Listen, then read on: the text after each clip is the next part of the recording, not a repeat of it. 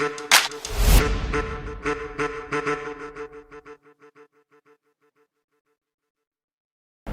sahabat Era Graha, apa kabar?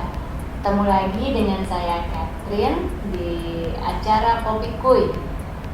Kali ini kita akan ngebahas tentang switch career. Switch career bakalan untung apa buntung ya. Nah, buat kamu yang lagi nyari-nyari ada kerjaan baru apa sih di luar sana, atau yang udah bosen banget sama kerjaan sekarang, pengen suasana baru tapi juga gimana ya pendapatannya bakal bagus apa enggak nih. Nah, misteri guest kita kali ini bakal ngasih inspirasi, ngasih sharing-sharing seru seputar tentang tantangannya gimana kalau punya karir yang baru. Untuk itu kita bakal dengerin dulu video yang satu ini. Stay tune ya.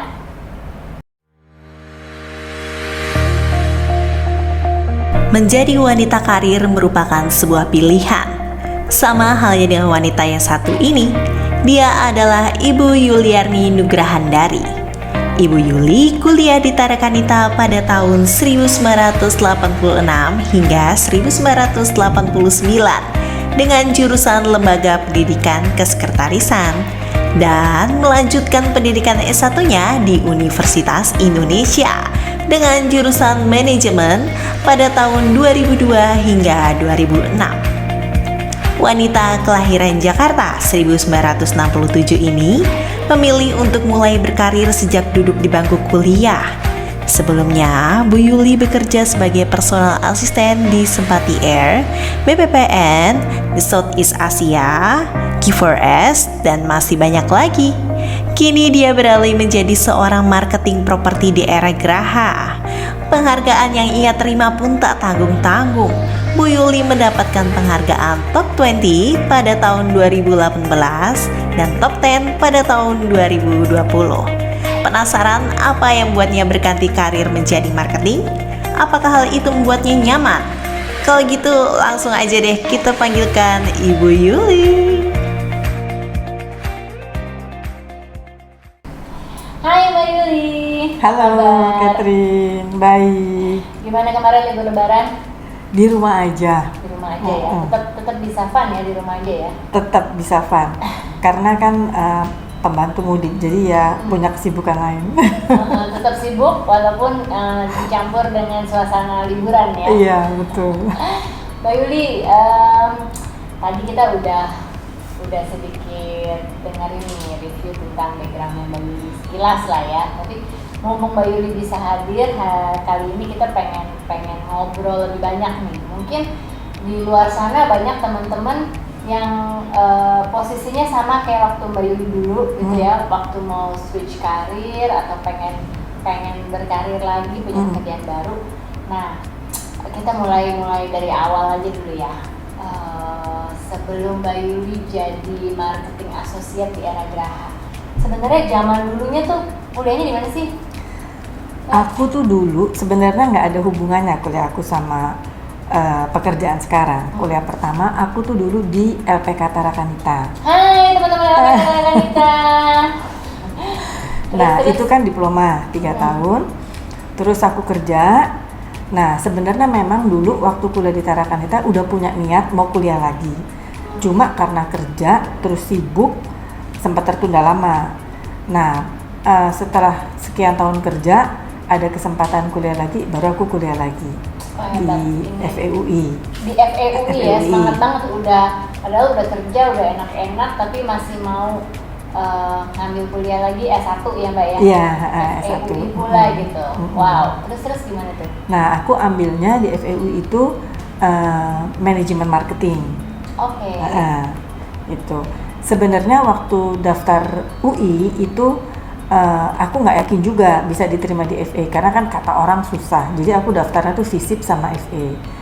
Nah, tapi alhamdulillah malah FISIP-nya nggak diterima, FE-nya diterima gitu. Wow, jadi ya udah. Coba aja dulu ya. Iya, gitu.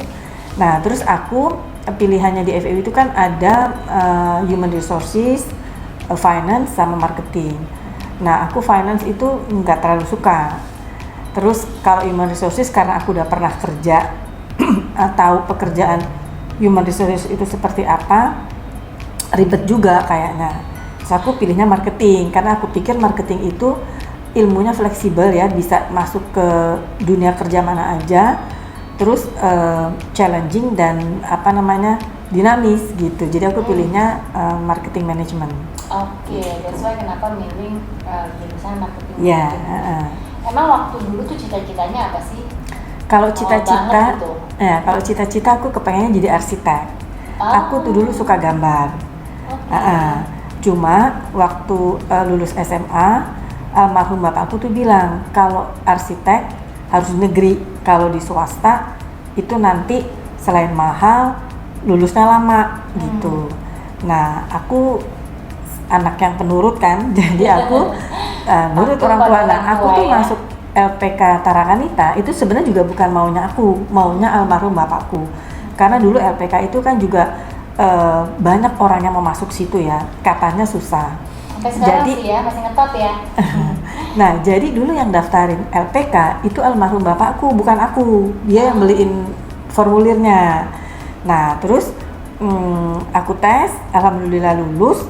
Nah karena aku nggak niat, jadi waktu aku diterima, aku sampai rumah tidur, nggak ngomong sama orang rumah kalau aku diterima. Nah pas bapakku pulang kantor ditanya gimana, lulus. Nah yang suka bapakku, akunya biasa aja gitu. Tapi karena aku punya niat kuliah lagi, jadi waktu kuliah di LPK itu aku pikirnya harus cepat selesai supaya bapakku seneng, supaya aku bisa kuliah lagi gitu. Oh, gitu Jadi ya. aku berusaha selama 3 tahun kuliah itu nggak ada nilai ulangan gitu, nggak ada remedial, jadi supaya lulusnya cepat gitu. Karena kalau ada remedial kan lama ya, harus ngulang gitu. Oke, jadi kadang-kadang mungkin cita-cita kita sama keinginan orang tua tuh bisa berbeda. Tapi Iya. toh di satu sisi kita nyenengin orang tua dulu, Betul. tapi bisa nyelesain kuliah juga Iya. tepat waktu. Iya. Terus akhirnya bisa memilih lanjut kuliah lagi. Betul. Tapi Sebenarnya, ya. tapi aku nggak menyesal juga kuliah di Tarakanita karena memang di sana juga bagus ya. Itu kan sekolah Katolik. Itu disiplin. Jadi aku belajar disiplin di situ.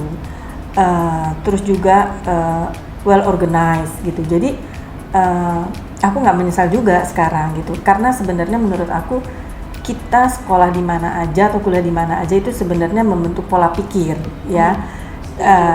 Untuk implementasinya itu kan tergantung dari kitanya. Jadi aku bersyukur juga sih sempat masuk LPK itu. Gitu. Jadi value-value di LPK itu membawa Mbak Yuli jadi pribadi yang lebih baik ya. Betul, membentuk pola pikir dan pola kerja itu. Pasti teman-temannya networknya juga bakal jadinya bagus-bagus kan. Iya. Jadi mereka jadi sekretaris direksi yang hebat-hebat, ataupun kadang mereka pun jadi direksi juga ya. Benar. Nah, menutup kemungkinan karena ya. dulu Tarakanita itu bagus, jadi perusahaan-perusahaan dulu tuh minta ke kampus lulusan Tarakanita. Nah, aku dapat kerja pertama itu dari kampus. Jadi aku dipanggil suster setelah lulus, terus dikasih perusahaan yang minta. Aku dapetnya dari kampus dulu. Wah, kalau dulu orang nyari-nyari ya. Iya. Sementara kalau lulusan LPK Tarki Dicari, perusahaan yang iya.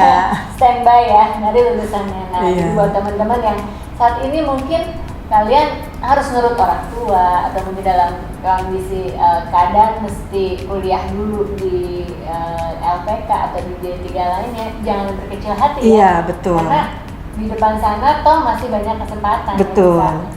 Bisa dapat potensi-potensi Iya, lain dan ya. mungkin juga dulu almarhum bapakku tuh kan bisa lihat ya tipikal anak. Nah mungkin aku tipikalnya mungkin anak yang rapi atau apa. Jadi mungkin menurut bapakku cocok juga untuk kerja jadi sekretaris, mungkin gitu. Jadi orang tua kita nggak mungkin lah ngejeblosin kita. Pasti dia kan milih yang terbaik untuk kita. Walaupun pada saat itu mungkin kita pikirnya nggak suka atau apa. Tapi kalau kita jalaninya sungguh-sungguh pasti ini juga positif lah Ya, gitu. ternyata pandangan dia pun nggak salah. Iya, ya. benar. Keren Mbak, thank you banget tuh sharingnya sangat berguna ya. Jadi jangan berkecil hati ya. Iya.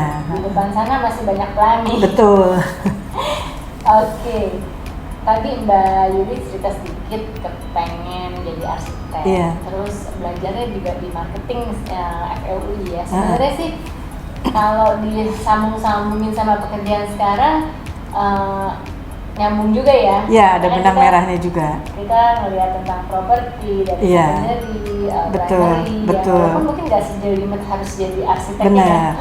benar. Malah lebih ke sisi kalau kayak gini layoutnya enak, jadi cerita Iya. ke para customer jadi memudahkan Betul, juga ya. betul. Kalau memang Ha-ha, interest sama betul. bangunan ya. Ha-ha. That's nice. Nah Mbak, terus kan tadi sempat kuliah di FEUI. Habis kuliah dari FEUI, kerjanya di mana aja sih? Aku tuh dulu pertama kerja di Sempati Air, di airline ya, 9 tahun.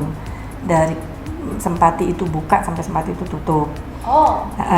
Nah, terus setelah Sempati aku pindah ke BPPN. Tapi di BPPN aku nggak lama. Kenapa? Karena waktu di Sempati itu bos aku tuh amat sangat depend aku. Jadi dari berhubungan dengan pabrik pesawat di Belanda, di Prancis, bikin fax semua aku sendiri. Nah, pada saat di PPPN itu padahal gajinya lebih besar, fasilitasnya oke, tapi pekerjaannya itu aku cuma disuruh fotokopi, disuruh filing gitu. Jadi aku merasa wah, ilmuku di Sempati nanti nggak berguna dan bahasa Inggrisku juga nggak kepake. Akhirnya nggak lama di situ aku ditawarin kerja di PNM Venture Capital, itu BUMN, anak perusahaannya Bank Indonesia ya. Nah, aku ditawarin untuk jadi HR dan GA manager. Nah, itu menurut aku, walaupun aku nggak punya background, tapi itu challenging. Aku terima itu gitu. Nah, dari situ aku sempat berhenti karena menikah. Terus 6 bulan di rumah, aku ditawarin lagi di Tata Southeast Asia. Jadi itu kantor India punya. Nah, dia mau buka rep di Indonesia. Nah, aku jadi representatif office manager di Tata Southeast Asia. Itu juga nggak lama karena nggak berkembang. Itu perusahaannya bergerak di bidang leather ya, kulit gitu. Terus dari situ aku ditawarin lagi sama bekas pilot Sempati kerja di Sentinel. Sentinel itu perusahaan security. Kebetulan yang punya juga dulu di rootnya Gatari. Gatari itu sama Sempati Air itu saudaraan lah perusahaannya, ownernya sama. Nah, jadi aku mau ditawarin di Sentinel sebagai commercial manager. Nah, di situ aku tertantang untuk belajar marketing karena aku nggak punya background marketing sama sekali. Jadi waktu itu ownernya bilang, kamu pegang komersial. Saya bilang bahwa saya nggak punya background marketing. Nggak apa-apa, harus belajar. Nah, itu aku juga bersyukur juga sama namanya Pak Kabul Riswanto ya. Dia bisa melihat potensi di aku dan dia memberikan kepercayaan itu. Aku belajar, alhamdulillah aku bisa gitu. Nah, di Sentinel aku setahun, terus aku pindah ke G4S. Perusahaannya sama dengan Sentinel, bergerak di bidang security, tapi ini internasional, perusahaan internasional, punyanya Inggris gitu. Nah, di G4S aku sebagai balik lagi kayak dulu personal assistant, seperti sekretaris tapi lebih tinggi ya gitu. Nah, aku jadi personal asistennya country manager, president director. Jadi kan G4S itu kan ada di beberapa negara. Nah, di Indonesia ini ada presiden directornya, aku jadi personal asistennya presiden director itu. Gitu. Itu aku kerja di situ dari 2005 sampai Januari 2011. 6 tahun ya? Ya, lumayan panjang ya? Ya, lumayan. Gitu. Oke, seru banget ya, maksudnya banyak perusahaan-perusahaan besar, terus juga posisi-posisinya juga challenging, pasti pengalamannya juga macam-macam. Iya, betul. Dan membuka wawasan banget ya Mbak ya. Iya, sangat. Terus Kebetulan aku sendiri tuh memang tanpa aku sadari mungkin aku suka challenging itu, dan aku tuh suka belajar gitu. Jadi kalau misalnya aku di satu posisi yang baru, aku belajar mengenai posisi itu gitu supaya aku bisa bisa jalanin posisi itu. Karena gini, mungkin itu juga terbentuk dari waktu aku kecil. Jadi aku ini bersaudara 4, perempuan semua. Nah, karena perempuan semua, aku tuh dulu selalu punya pikiran bahwa saya harus bisa. Karena kalau enggak, siapa nanti yang nolong? Karena kita perempuan semua gitu. Jadi aku terbiasa harus bisa gitu. That's good. Satu prinsip yang sangat bagus ya Mbak ya. Jadi malah jadi suka challenge, suka tantangan, gak takut sama perubahan, dan karena punya prinsip harus bisa, pasti bisa, jadinya bisa ya. Cool. Mau nggak mau. Cool. Jadi nggak usah takut ya. Punya mindset pasti bisa dulu. Iya. Jadi bisa beneran ya. Iya. Terus setelah sekian lama melanglang buana di banyak perusahaan besar, perusahaan internasional, apa yang menyebabkan yang kita tahu Mbak Yuli sempat break nih? Iya. Apa tuh yang menyebabkan seorang wanita karir udah bisa kerja terus sempat break? Nah, yang bikin aku break itu anak. Jadi waktu itu aku nikah tahun 2000, terus lama nggak punya anak. Setelah 8 tahun baru aku punya anak. Nah, waktu aku punya anak, aku nggak langsung berhenti. Tapi tiba-tiba anakku umur 2 tahun itu, aku dikasih tahu sama guru preschoolnya anakku kalau susternya itu suka kasar. Okay. Nah, akhirnya aku di kantor tuh dilema ya. Terus karena dilema itu, aku terus berpikir ya, oh iya, kan selama ini aku kepengen punya anak. Udah dikasih sama Tuhan.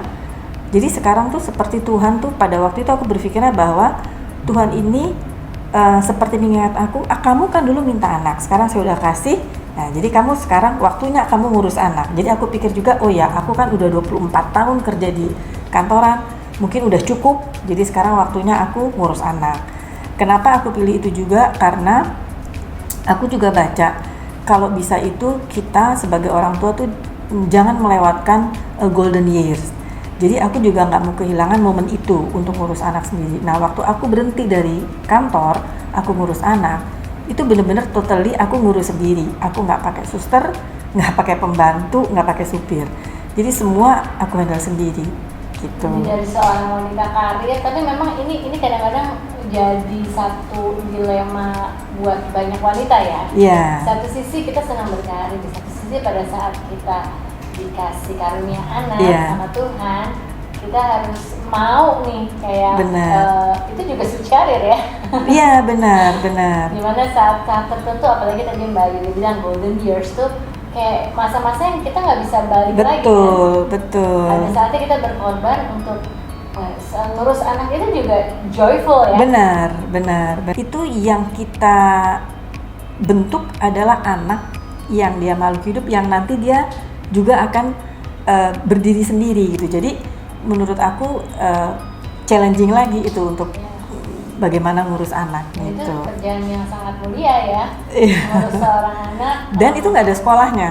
Jadi orang tua nggak ada sekolahnya. Benar. Walaupun sekarang jauh lebih mending ya, banyak parenting. Benar. Buku-buku pengetahuan. Zaman mungkin orang tua kita dulu nggak ada tuh benar. Lebih kayak petuah-petuah dari orang zaman dulu gitu kan, turun-temurun. Wow,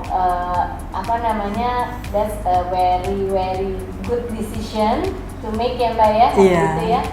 Terus berapa lama Mbak waktu itu ngurus anak sampai akhirnya kerja lagi? Bergabung Aku tuh berhenti Januari 2011 ngurus anak sampai dia masuk SD tuh antar jemput sendiri. Terus aku gabung era itu akhir Oktober 2016 setelah anakku kelas 3 SD dan dia udah pulang sampai jam 3. Jadi aku mikir, aduh ngapain ya gitu. Aku nggak terlalu suka tuh luntang-lantung di mall gitu yang nggak jelas gitu. Nah terus kebetulan waktu itu ketemu sama temennya sepupu aku yang kerja jadi property agent, main ke rumah. Nah terus You know who aku you are ya kalau kamu nonton. ya Kamila. Thank you Mila. Nah aku bilang sama Mila, mau dong aku kerjaan kayak gitu. Oh boleh mbak, ayo ikut aja gitu. So aku tanya kantornya di mana, di Pondok Indah. Ya udah, kasih alamat deh, nanti aku kesana. Nah kalau nggak salah aku ketemu Mila itu Jumat, besoknya Sabtunya aku langsung ke kantor Era Graha di Pertok, kantor yang lama, langsung ketemu Mbak Dwi. Nah aku suruh isi form-form, kebetulan kata Mbak Dwi itu hari Seninnya itu ada SST. Ya udah aku langsung ikut SST, jadi nggak ada tuh pikir-pikir gimana, langsung aku ikut SST gitu. Kalau dulu nih Mbak kerja di perusahaan multinasional, kerja di perusahaan internasional, apa sih suka dukanya? Bukannya keren ya, maksudnya kartu nama nih, perusahaan besar ya kan, terus sering ada gathering. Ada nggak sih suka dukanya? Pasti ya, kita pengen tahu sih. Kalau pekerjaan sekretaris itu kan kita tuh kerja untuk orang ya, untuk bos kita. Nah, yang harus kita punya itu adalah kurang lebih tuh multi talented, karena bos-bos kita itu amat sangat depend on kita. Jadi misalnya dia nanya A, kita nggak bisa jawab A, kita harus bisa jawab A sampai Z. Jadi kalau dia nanya ini terus dia nanya lain, itu kita harus tahu jawabannya apa. Nah itu yang membuat aku itu jadi harus punya banyak alternatif keputusan, alternatif pilihan gitu. Satu itu. Kedua juga kita benar-benar harus well organized, karena kalau misalnya bos itu kan hanya ini di mana, itu di mana. Nah itu kita harus tahu tuh, filing itu harus cepat gitu. Nah kadang juga dia tuh minta advice ke kita kalau ngambil keputusan atau apa. Jadi itu dulu ya menurut aku itu pekerjaan sekretaris itu benar-benar harus super duper kreatif dan harus multi talented gitu. Punya informasi gitu. yang banyak. Ternyata behind a great boss there's a very super talented secretary ya. Iya, kurang lebih seperti itu. Nah kalau pekerjaan yang lain itu suka dukanya ya itu tadi, karena aku berubah-berubah ya, jadi HR, jadi GA, itu ya mau nggak mau ya belajar lagi gitu. Nah cuma ya itu kalau kerja di kantor itu sekarang setelah aku kerja seperti ini itu sebenarnya habis waktu tuh di kantor tuh kita. Dunia luar tuh kalau kerja 9 to 5 ya? 9 to 5, malah kadang-kadang more than 5 ya. Belum macetnya. Iya Belum benar. after hour ya. Makanya setelah aku ngurus anak mau kerja lagi, wah nggak kebayang tuh, nggak kepengen lagi kerja kantoran. Karena terlalu banyak waktu kebuang. Nah, nggak kepengen lagi kerja yang long hour gitu ya. Benar. Waktunya habis buat buat di luar. Iya. Oke, nice. Jadi apa sih Mbak maksudnya gini? Even though kerjaan mungkin kalau di era lebih fleksibel ya, tapi kan stressful juga ada. Ya? Betul, ternyata. Apa nih yang bikin Mbak Yuli ambil keputusan udah lagi enak-enak ngurusin anak tanpa ada tekanan ya, ibaratnya ya udah jadi ibu rumah tangga yang baik kan, suami aja yang jadi breadwinner gitu. Apa sih yang membuat Mbak Yuli nggak apa-apa deh, gue pengen sibuk-sibuk lagi nih, apa sih yang yaudah ayo mau gitu? Apakah waktu presentasi Mbak Yuli ngomong sesuatu yang bikin Mbak Yuli ini nih kayaknya yang gue mau nih gitu? Enggak, jadi yang bikin aku bertahan ya di Era dan aku seneng itu karena memang waktu gabung itu memang nggak ada bayangan ya seperti apa gitu pekerjaan di Era itu. Tapi pada dasarnya aku juga nggak suka diem orangnya. Jadi sebenarnya waktu anakku masih preschool, aku tuh sempat beli franchise The Crabs gitu. Sebenarnya lumayan tuh laku. Cuma ya itu, kalau kita kerja kayak gitu, kita kan Kerja harus tetap makanan ya? makanan, harus tetap kontrol. Nah, karena aku masih antar jemput anak sekolah, nggak bisa kontrol total. Akhirnya ya udah nggak berjalan dengan baik gitu kan. Nah, jadi yang bikin aku milih pekerjaan ini adalah karena waktu itu dibilangnya kan part time gitu. Jadi aku pikir aku bisa kerja sambil nunggu anakku sekolah, tapi masih bisa antar jemput anak sekolah gitu. Nah, walaupun waktunya fleksibel, walaupun semakin kesini itu ternyata yang dimaksud fleksibel itu adalah kita tidak seperti orang kantoran yang 9 to 5. Tapi di luar itu malah justru sekarang kalau bisa dibilang tuh 24 jam. Hanya itu depend on kita bagaimana kita mengelola waktu kita. Itu jadi yang dimaksud fleksibel adalah kita mengelola sendiri. Tapi kalau waktunya sih itu sebenarnya Kita adjust. Iya, kita adjust gitu. Jadi justru sekarang kita business owner-nya ya. Iya, Bukan kita mau kita- berpendapatan berapa ya tergantung dari kita sendiri Betul. gitu. Kita bekerja buat diri kita sendiri, bukan Betul, buat bos betul. kita ya. Iya, buat diri sendiri dan juga kita bisa menikmati pekerjaan itu karena kita semua yang handle sendiri gitu. Benar-benar. Jadi berapa yang kita inginkan ya Betul. bisa kita create Iya. ya. Tergantung seberapa eagernya kita untuk mengejar goals yang kita mau ya. Betul. Nah, beruntungnya lagi aku gabungnya tuh di Era karena Era itu banyak trainingnya. Aku Era suka apa nih Mbak? Tepatnya era apa? Era Graha Era pastinya. Graha. Nah, kalau secara keseluruhan Era Indonesia yaitu banyak trainingnya. Aku suka training, aku suka belajar. Nah, spesifiknya Era Graha karena orangnya welcome. Aku waktu pertama kali masuk, jujur itu aku kayak jalan di hutan ya. Ini kerjaannya gimana nih gitu kan? Karena kita bener-bener abis SST, terus on the job training, udah dilepas. Ya aku gimana ini ngapain gitu ya. Tapi karena di Era Graha ini aku merasa semuanya welcome, dari Bu Feni, adminnya, marketingnya itu welcome. Jadi aku merasa comfort dan aku nggak takut untuk tanya gitu, dan semua mau ngajarin. Mbak Siska itu ngajarin aku dari A sampai Z, semua Bu Sri, semua lah, semua nggak bisa aku sebut satu-satu. Nah jadi itu yang membuat aku juga senang gitu. Jadi orang lain aja mau ngajarin aku, masa aku nggak mau belajar sih gitu. Dan itu didukung juga sama training-training dari Era Indonesia yang amat sangat menurut aku berguna, amat sangat berguna gitu. Jadi menurut aku proses itu tidak ada yang salah. Proses itu nggak ada yang nggak berguna.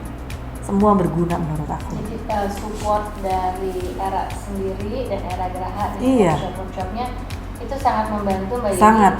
Sekarang udah top marketing, udah beberapa kali. Masih juga jauh ya. sih, aku masih jauh sih. Ya, cuman aku juga miss Mbak Yuni ini orangnya sangat gigih. Jadi saya lihat dia tidak hanya memanfaatkan network ya. Network kan penting banget ya Mbak buat Banget, pekerjaan banget, kita ya. banget. Tapi juga mau kayak prospek. Jadi ibaratnya gini, seorang yang sudah berkarir di banyak perusahaan-perusahaan besar dengan jabatan yang nggak rendah juga, jabatannya udah termasuk tinggi ya, udah bisa dibilang orang kedua lah di sebuah perusahaan besar, mau mengerjakan pekerjaan yang start dari awal lagi nih ya. Mungkin kita harus call prospek, telepon orang-orang yang kita nggak kenal, keluar dari zona nyaman lagi Betul, gitu ya. betul. Tapi menikmati nggak sih Mbak? Sangat gitu. Aku sempat ya tahun 2017 itu sempat ditawarin kerja di ASEAN ASEAN Organization itu. Gajinya gede loh. Tapi aku berpikir walaupun gaji gede tetap itu kerja 9 to 5. Sementara aku nggak bisa ngurus anak dan aku lebih milih anak ya dibanding itu. Artinya gini, uang tuh bisa dicari gitu, tapi waktu sama anak itu nggak bisa dibayar. Jadi makanya aku walaupun ditawarin itu aku tetap milih kerja di Era gitu, karena dan menurut aku kerja di Era itu amat sangat menarik dan challenging. Kenapa? Karena kita pekerjaannya marketing, tapi kita belajar mengenai psikologi, belajar mengenai karakter orang ya.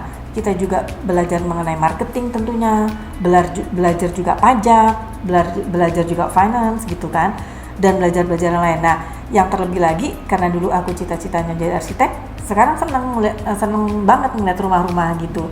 Jadi tahu kan layout apa segala macam gitu. Jadi iya, dan untuk orang yang belum tahu pekerjaan property agent ini, itu nggak usah takut. Banyak orang yang bilang bahwa saya nggak bisa jualan. Bukan, kita bukan sales. Menurut aku property agent itu bukan sales. Kita nggak jualan. Kita ini konsultan, karena yang kita kerjakan adalah memberikan advice atau solusi kepada orang yang mencari rumah atau orang yang mau menjual rumah. Jadi kita bukan jualan. Kalau jualan itu kan kita jual produk selesai udah, ya. Tapi kalau ini kan enggak. Saya selalu mengutamakan kepuasan kedua belah pihak, baik buyer maupun owner. Kenapa? Karena ujungnya marketing itu adalah customer satisfaction. Kalau customer kita puas dengan kita, tentu kan dia akan menyampaikan ke rekanan-rekanannya. Nah, itu yang promosi itu yang nggak bisa dibayar, karena yang saya tahu kalau kebaikan satu itu bisa disebar kepada 10 orang gitu. Nah, kalau kita memberikan kepuasan kepada satu orang kan otomatis orang itu mempromosikan kita ke rekan-rekanan yang lain, ke 10 orang temannya dia gitu. Nah, itu yang membuat saya itu menyenangi pekerjaan ini, dan semakin lama saya semakin mencintai. Saya berniat ya menjalani pekerjaan ini untuk nanti selamanya. Mudah-mudahan bisa. Amin. It's a very nice story sharing dari Mbak Yuli tadi ya. Jadi Mbak Yuli ngomong tentang bagaimana kalau kita melakukan pekerjaan kita dengan sungguh-sungguh, tujuannya adalah customer satisfaction, dan itu akan membuat bisnis kita tetap berputar ya. Betul. Satu orang puas, dia cerita sama 10 temannya, 10 teman jadi 100. Iya. Itu yang bikin bisnis itu nggak habis-habis ya. Nggak habis-habis. Dan lagi menurut aku gini, semua orang hidup itu pasti butuh tempat tinggal. Itu kan sebenarnya kebutuhan primer ya. Dan lagi pasar atau kuehnya bisnis properti ini itu nggak akan berhenti. Kenapa? Orang yang baru menikah dia akan cari rumah. Nanti kalau dia sudah lebih mapan, dia cari rumah lebih besar. Nanti kalau dia sudah tua, dia mau jual rumah. Jadi itu akan muter terus. Jadi kue itu nggak akan habis. Menurut aku seperti itu gitu. Betul. Jadi kalau kita bisa lihat sisi positifnya dari pekerjaan ini, itu pasti kita akan mencintai pekerjaan ini karena terus bergulir terus, nggak ada stopnya gitu. Dan membantu orang itu merupakan kepuasan batin. Betul. Aku nggak selalu kalau nawarin orang minta tolong itu, aku nggak pengen cepet-cepet closing pasti mau ya, tapi yang aku pikirkan adalah kedua belah pihak itu harus puas. Kenapa? Karena kan orang membeli rumah itu investasi yang mahal dan jangka panjang. Ya. Jadi jangan sampai kita orang udah beli terus nanti di belakang hari ada yang dia nggak suka atau nggak puas. Nah, itu jangan sampai terjadi kalau bisa. Jadi makanya tadi aku bilang bahwa kita belajar juga psikologi atau karakter itu, kita harus bisa menggali kebutuhan klien kita tuh apa, sehingga kita bisa memberikan sesuai dengan request-nya atau requirement-nya klien kita gitu. Oh, that's good tips banget ya buat seorang yang di property agent atau baru mau join jadi property agent. Iya, tips benar. banget, Kak. Thank you banget. Ini ada kode dari sutradara kita. Kita bakal masuk. Tadi kita udah serius-serius, kita bakal masuk ke sesi games buat seru-seruan. Jadi namanya adalah game kuy terus order ya.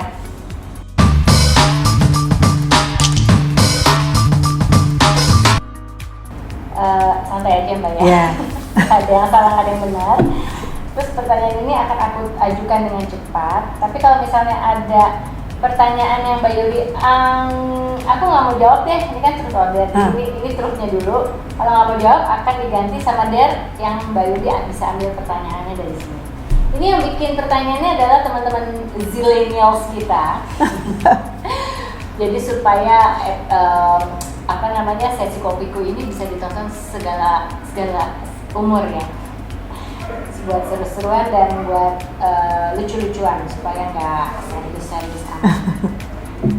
Mbak Yuli, hal terburuk apa sih yang pernah dilakukan nih sepanjang hidup dari remaja sampai sekarang mungkin?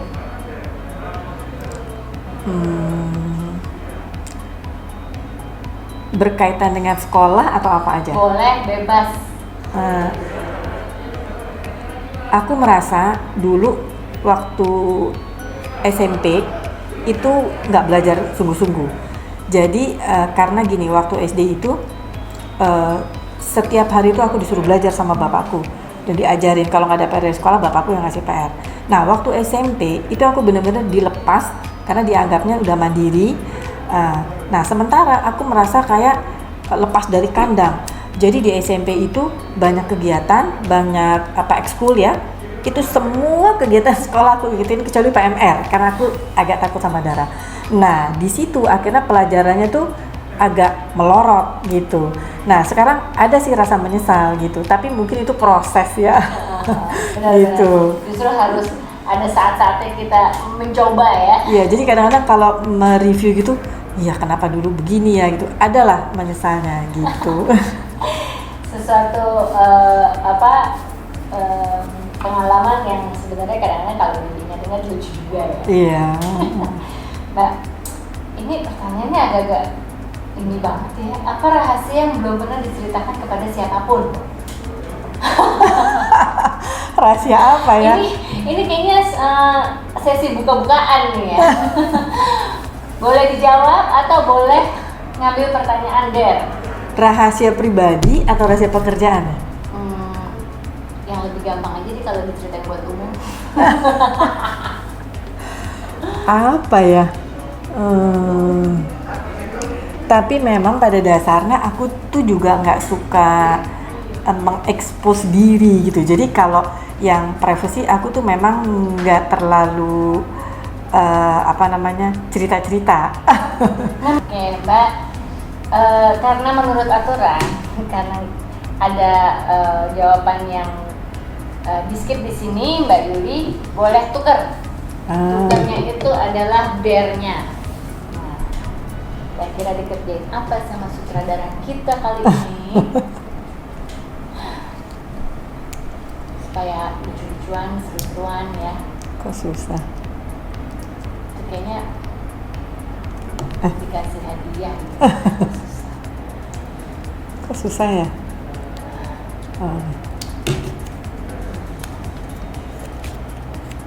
Kayak gue culuk jadinya ya. Selorap. Waduh. Boleh dibaca Mbak? Menyanyikan lagu favorit dengan penuh penghayatan. My heart, a million reasons are keeping me away. I think of what the world could be, a figure out for what I see. A million dreams is all it's gonna take. A million dreams for the world we're gonna make.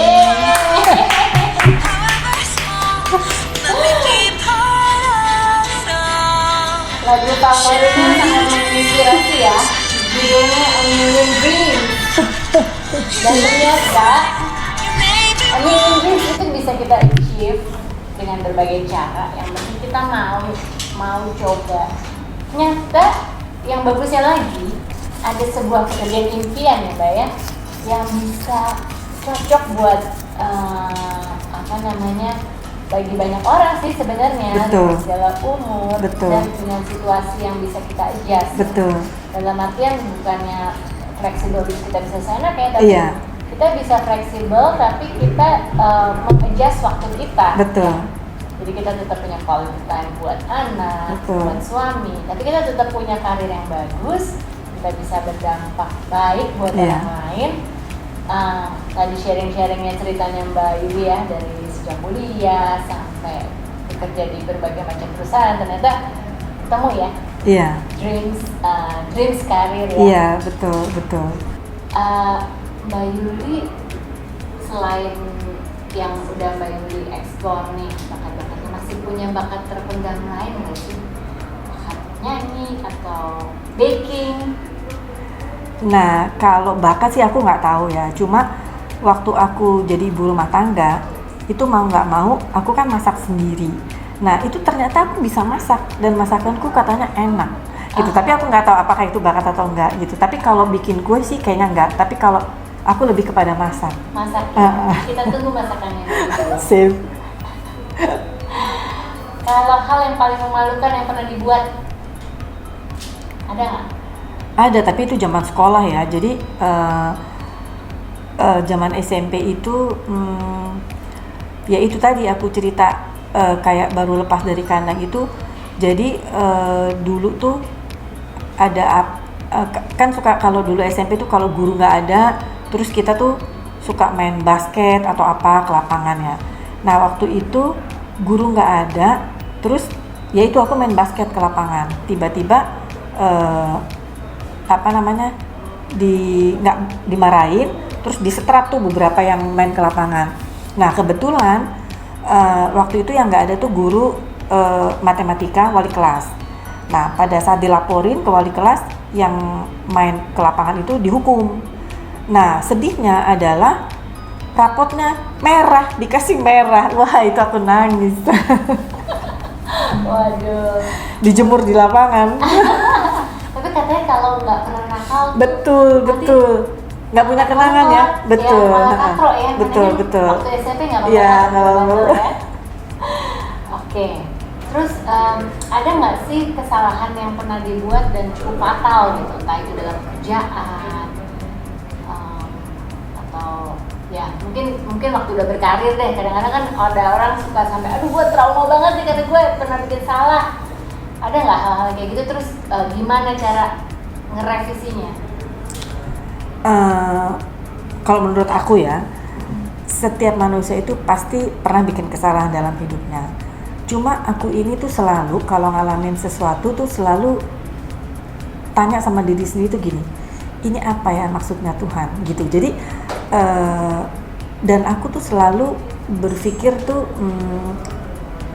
apa namanya hikmahnya gitu.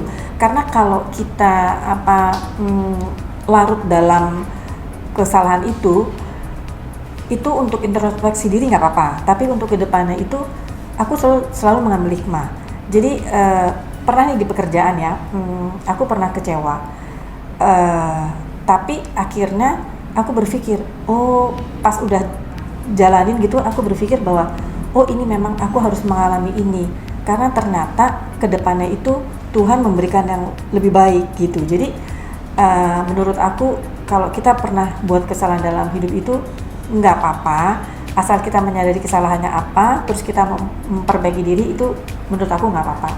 Gitu. Jadi kalau di dalam kehidupan kita pernah bikin salah, jangan trauma ya, jangan terus akhirnya udah deh gue nggak mau kerja lagi deh, udah deh kayaknya udah deh dunia gue udah selesai nih. Iya. Gitu. Ya, kayak pernah waktu pertama aku gabung di Era ya, itu ada temen SMA nitipin rumahnya, terus aku udah waktu itu koreksi harga, dia nggak mau terima. Jadi dia dulu buka 30, ada yang nawar 25, nggak mau. Akhirnya nggak laku-laku, dia mau 25, orangnya udah pergi. Terus ada yang nawar 20, dia nggak mau, pergi lagi. Sampai akhirnya dia bilang sama aku, udah deh kalau ada yang berani 15, saya mau lepas, dia bilang. Nah aku udah bayar, udah mau kasih DP 1M, tiba-tiba teman aku bilang, ya nggak jadi, adikku nggak mau, ini rumah warisan, adikku nggak mau, maunya 16. Nah di situ aku bilang, loh kok kamu nggak konsisten gitu. Tapi 3 hari kemudian aku datengin rumahnya udah dijual. Nah itu aku kecewa kayak begitu. itu sempat aku tuh nangis gitu karena aku baru gabung di Era, terus juga seneng kan ya mau closing gitu, tapi tiba-tiba ngalamin kayak gitu.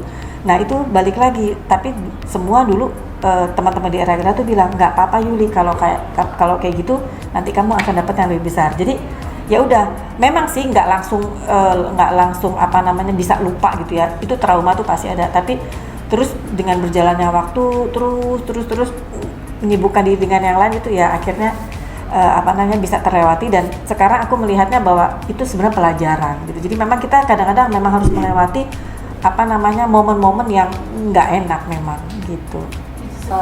Bagus banget Mbak Yuli, nggak putus asa, tetap jalan dan akhirnya bisa menghandle closing yang cukup besar dan cukup sulit ya Mbak ya. Iya. Itu aku juga kita sempat diskusi kan, ada satu rumah yang daerahnya bagus tapi ditawar di bawah NJOP. Betul. Dan bisa laku di bawah NJOP dengan pendekatan yang sangat baik ya. Iya. Happy ending. Keren Mbak. That's why tadi Mbak Yuli udah sempat mention juga ke teman-teman nih, kalau ada sesuatu yang mengecewakan, don't worry gitu ya. Itu satu pelajaran mental ya. Iya, karena menurut aku kalau kita ngalamin seperti itu seperti kayak ujian. Nah kalau kita bisa naik kelas, bisa ngadepin, pasti nanti ada ujian lagi lebih tinggi lagi, ada lagi yang lebih tinggi. Jadi kalau kita gampang putus asa, nanti yang kedepannya nggak bisa ngadepin gitu. Jadi pasti setiap orang menurut aku pasti akan ngalamin seperti itu. Asal kita mau bangkit, itu aku rasa pasti bisa. Semua orang pasti bisa gitu. Tadi balik lagi ke prinsipnya Mbak Yuli, pasti bisa. Dagingnya jadi bisa ya. Keren Mbak, itu semua kayak nyambung gitu ujung-ujungnya ya. Yang tadi Mbak Yuli kan sempat bilang enaknya di Era itulah kita belajar tentang banyak karakter, tentang orang, tentang manusia. Ternyata itu juga relate sama keluarga kita juga ya. Betul. Cara ngadepin suami, ngadepin benar. Sebenarnya banyak panah ya, banyak yang kepake ilmunya. Banyak. Nah, aku juga bersyukur ya, dari aku pertama gabung di Era itu aku dapat listingan itu dari teman-teman sendiri, dari teman sekolah, dari teman kantor lama gitu. Jadi jangan takut kalau yang mau gabung itu susah. Enggak, kalau kita banyak teman pasti kita dapat gitu. Nah, aku cari tuh gara-garanya karena waktu ikut training champion itu kan harus punya eksklusif. Nah, di situ aku baru terjun ke lapangan mencari eksklusif listing gitu. Nah, tapi itu juga jadi membentuk kita tuh untuk berani ketemu sama orang. Disitulah interpersonal skill kita, communication skill kita itu diasah gitu, dan itu penting gitu. Nah, terus waktu aku ikut training akselerasi itu ditantang juga untuk punya FSBO. Di situ juga aku terjun ke lapangan. Prospek. Orang yang pasang peran tanpa perantara. Nah, itu sebelum aku terjun ke lapangan itu, bayangan aku tuh aduh susah ya. Tapi ternyata enggak, pada saat aku ikut training itu mau nggak mau kan aku harus terjun ke lapangan. Itu ternyata dengan jalan pagi cuma nggak sampai 1 jam itu kita bisa dapat banyak, dan ternyata orangnya juga, orang-orang yang kita teleponin juga ternyata nggak serem yang kita bayangin gitu. Tapi itu memang kita juga harus punya teknik ya, punya strategi bagaimana caranya menghubungi orang itu. Jadi ada satu contoh, ada rumah dipasang tanpa perantara, so aku telepon. Nah kebetulan waktu itu aku mau open house deket rumah itu, jadi aku bilangnya bahwa Pak, saya mau open house hari Sabtu ini. Nah, jadi nanti kalau ada klien saya yang datang ke open house, kalau cari alternatif, saya ke rumahnya Bapak. Nah, akhirnya aku dikasih tuh. Jadi nggak serem gitu, dikasih fotonya, dikasih speknya. Nah, lama-lama malah akhirnya kalau kita udah dikasih kayak gitu, kita harus keep kontak sama orang itu. Kita laporan bagaimana klien kita responnya ini apa segala macam. Akhirnya lama-lama orang itu percaya sama kita, malah ngasih rumah-rumahnya yang lain gitu. Jadi makanya tadi aku bilang training itu tuh amat sangat berguna gitu. Jadi jangan kita melihat training ini apa gitu, pasti ada gunanya, Ada maksudnya, pasti ada. tujuannya, ada Seperti hasilnya handphone, ya seperti handphone harus di-charge. Kita juga harus di-charge. Dengan ikut training itu kan kita di-charge gitu. Jadi ternyata ada trik-trik juga yang diajarin di training itu. Jadi begini ya gitu. Ternyata training-training di era itu yang membuat kita maju terus ya. Iya, menurut aku begitu. Iya. Setuju banget Mbak. Pertamanya kayak dipaksa sih, tapi ternyata dipaksa untuk mendapatkan hasil yang baik-baik ya. Iya.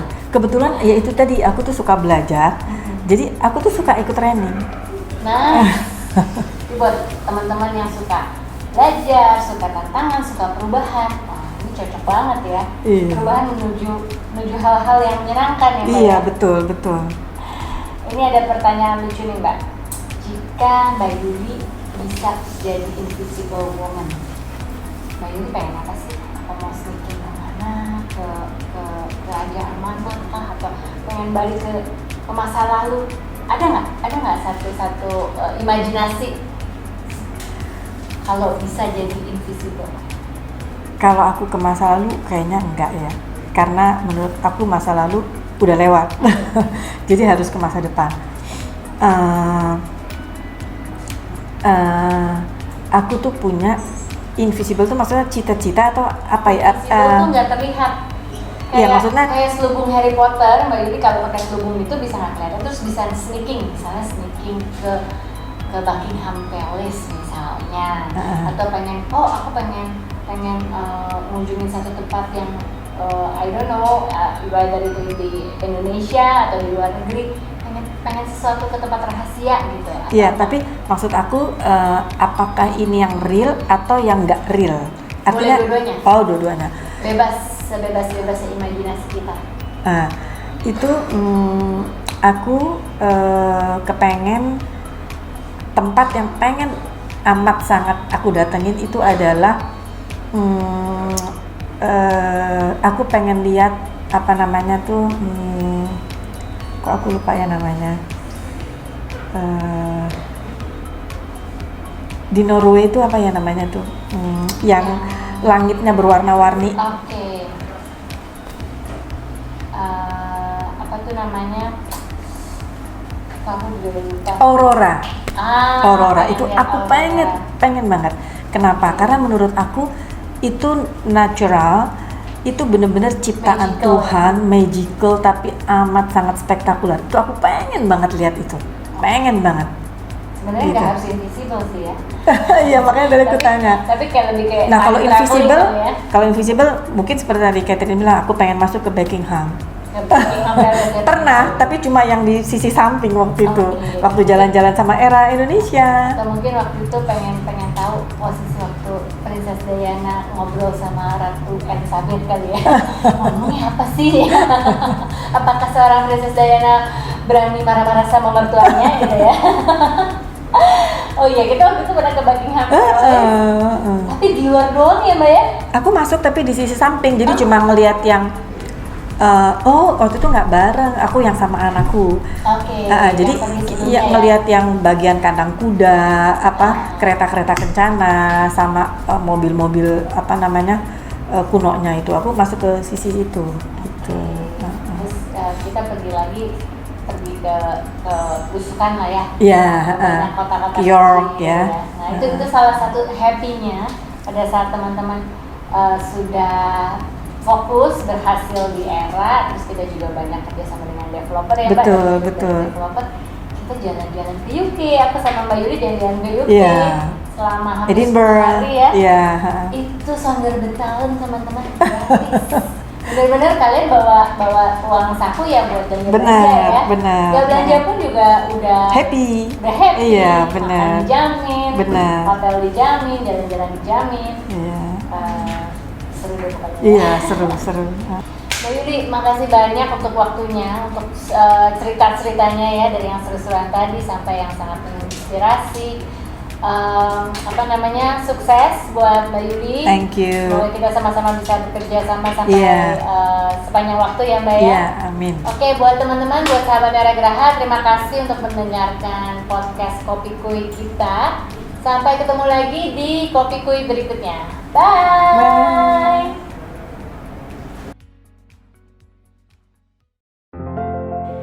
Jika tekad sudah kuat dan mantap, maka tidak ada kesulitan yang mampu menggoyahkan dan menghalangi semangat juang kita untuk meraih kesuksesan.